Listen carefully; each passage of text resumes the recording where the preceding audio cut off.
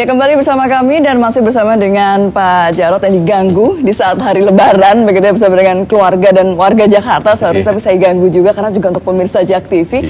Nah, ini kalau bicara mengenai pilkada yang kemarin ini kan bisa dikatakan tadi ya, rasa pilpres benar-benar tegang gitu semuanya gitu ya. Dan kita juga akan menghadapi lagi pilkada serentak di tahun depan. Nah, mungkin ada pesan-pesan dari Pak Jarod ini terkait dengan pilkada ini.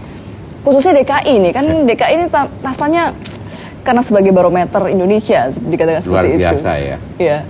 Ya, pesan saya di dalam pilkada itu jangan menggunakan isu-isu sara.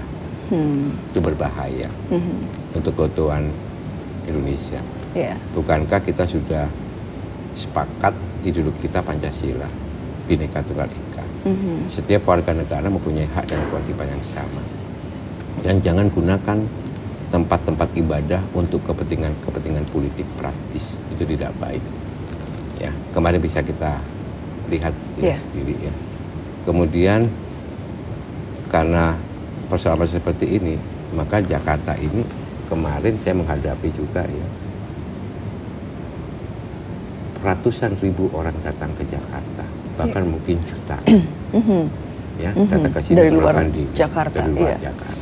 Ya, hanya gara-gara sebetulnya itu persoalannya mengarah kepada pilkada Jakarta.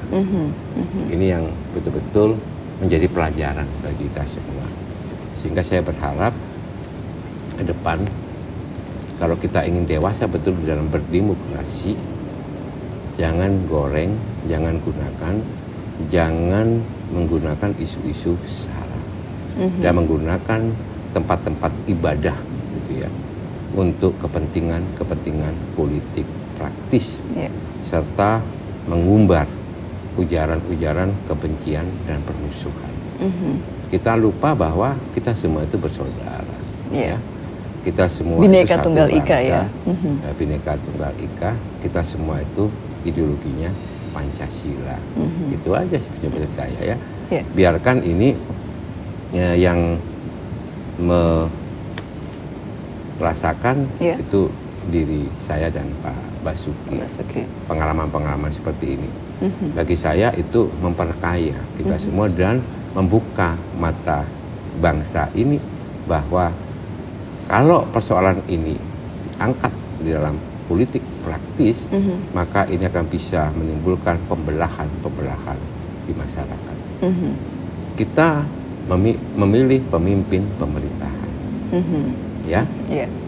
Oleh sebab itu kalau memilih pemimpin pemerintahan, tentu ukurannya adalah ukuran masalah bagaimana kapasitasnya, bagaimana kredibilitasnya, bagaimana integritasnya, bagaimana track record yang bersangkutan.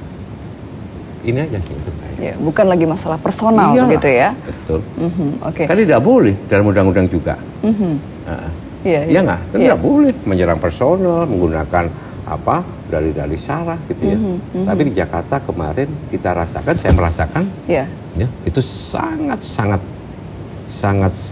sistematis ya, dan masif intimidasi itu. Ya, saya sungguh sangat prihatin sebagai sesama warga Muslim, sampai masalah tidak akan menyolatkan jenazah gitu ya. Macam-macam lah. Ya. Gimana sih begitu? Kok jauh banget? Ya. Kalau nggak mau pilih, nggak apa-apa. Itu hak dalam demokrasi. Tapi tidak boleh memecah belah masyarakat dengan menggunakan isu-isu itu di ruang publik. Baik.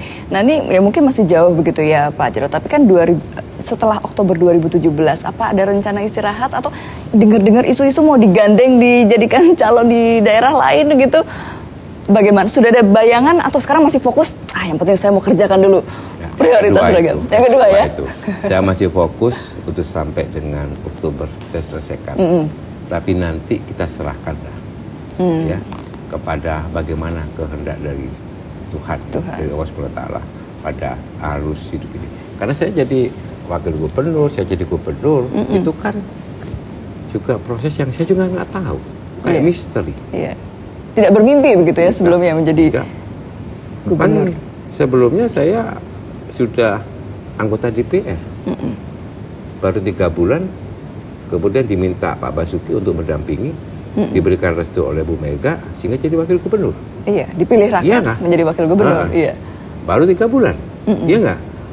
Terus bergulir terus sampai sekarang, sampai jadi gubernur. Itu kan sebetulnya bukan kuasa dan kehendak saya. Berarti ada kuasa atau kehendak dari Tuhan yang campur tangan betul-betul ya untuk mengarahkan garis hidup saya. Itu aja. Jadi enak gitu loh. Jadi enak ya, nggak jadi beban ya Pak ya. Jadi beban. Yang penting tadi kan kata intinya adalah ikhlas ya. Betul. Oke, baik, mungkin terakhir bagaimana pesan-pesan terhadap warga DKI Jakarta ini kan dalam rangka Lebaran juga dan juga nanti persiapan menghadapi pemimpin yang baru nantinya gitu kan. Nah pasti kan ada perbedaan juga gaya pemimpinan antara Pak Jarod nanti dengan Pak Anies Sandi gitu. Ada pesan-pesan untuk warga Jakarta Pak? Jadi gini, sekarang kita mereka yang susah move on nih gagal move on. Oh enggak, kita selalu semangat. Kalau kita gagal move on, kita nggak semangat. Kita semakin semangat sekarang, semakin senang saya. Tantangannya semakin hebat. Nah, ini kan sekarang jika kita juga dalam rangka Hari Ulang Tahun Jakarta ke 490. Betul nggak? Betul. Ya. Tanggal 22 Juni ya. 22 ya. Ya, itu motonya adalah kita bikin Jakarta itu memang kota yang beragam. Maka mutunya beragam. Dengan keberagaman itu kita bisa bersatu. Makanya beragam bersatu. Dan dengan persatuan itu kita bisa saling melayani satu dengan yang lain tanpa diskriminasi. Itu aja. Jika saya pesan kepada warga masyarakat Jakarta, apalagi di bulan suci Ramadan sudah kita lalui dan nanti kita Idul Fitri ya.